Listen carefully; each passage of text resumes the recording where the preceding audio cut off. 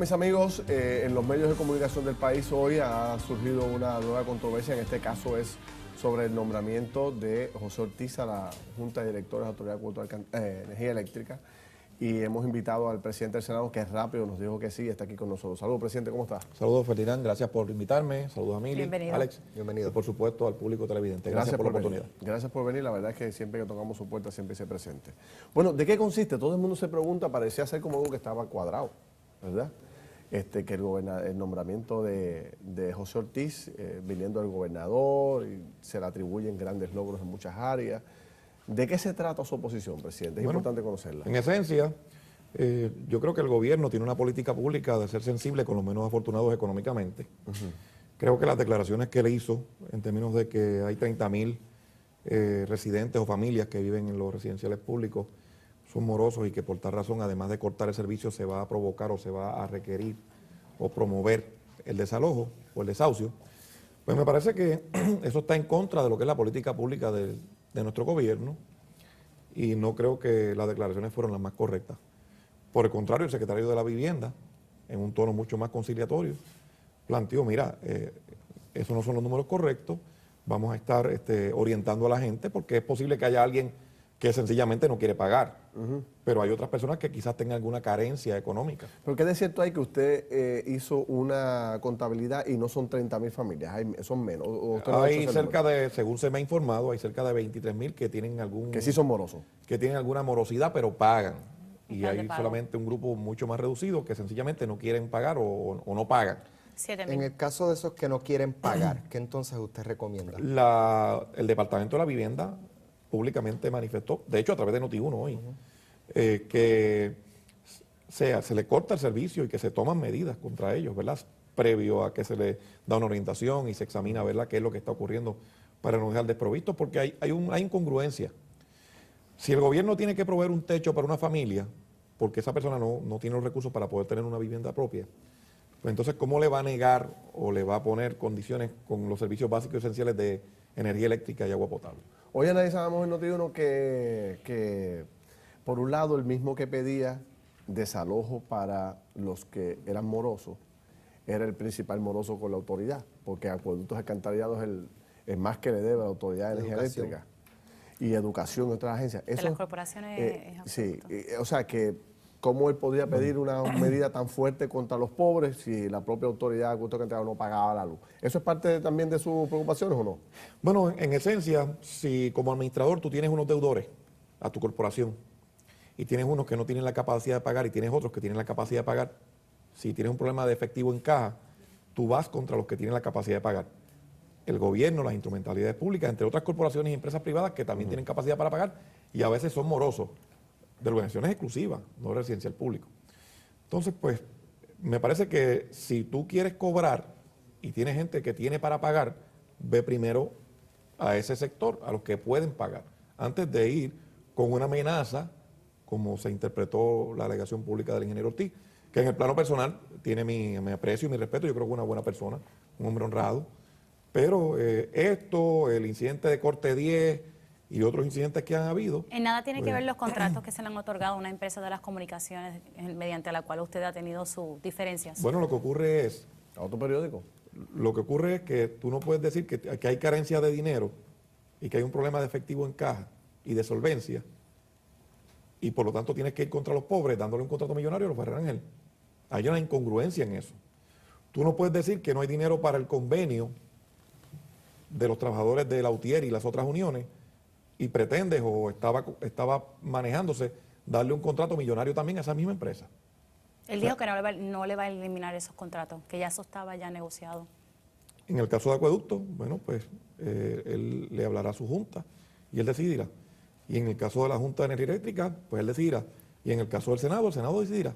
No tiene que ver esto, o sea, siguiendo la línea de Mili, ¿qué peso realmente tiene este pleito que usted tiene públicamente con esta empresa a la hora de confirmar o colgar a José Ortiz? Porque creo que lo cogí a mitad en su ponencia y hablaba de que no se puede confirmar a una persona porque le hagan relaciones públicas en algunos medios. Si no me equivoco, era más o menos lo que usted yo explicaba. planteo es lo siguiente, Alex, excelente pregunta.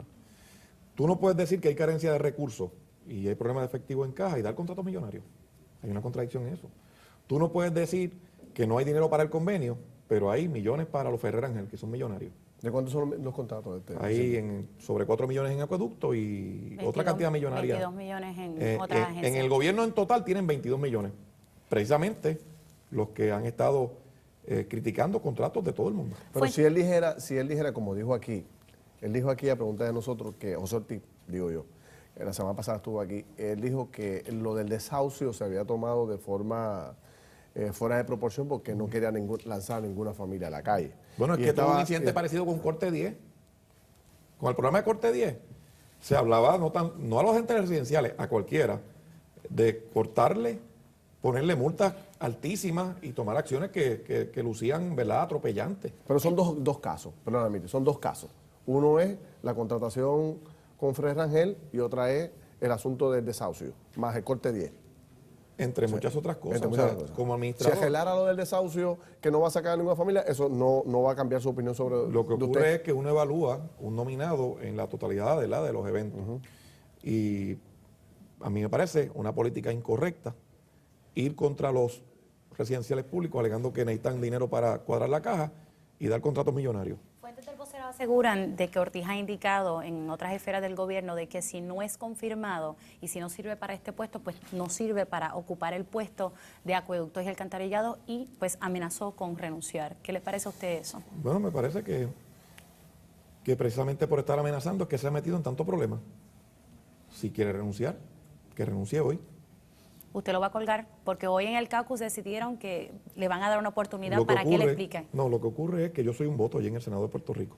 Cada Pero senador, usted cualquier voto ahí. Exacto. y cada senador y cada senadora tienen sus votos. ¿Cuál es la posición de los otros senadores, como usted la ve? Yo invito a que ellos hagan pública su opinión. Yo hice la mía.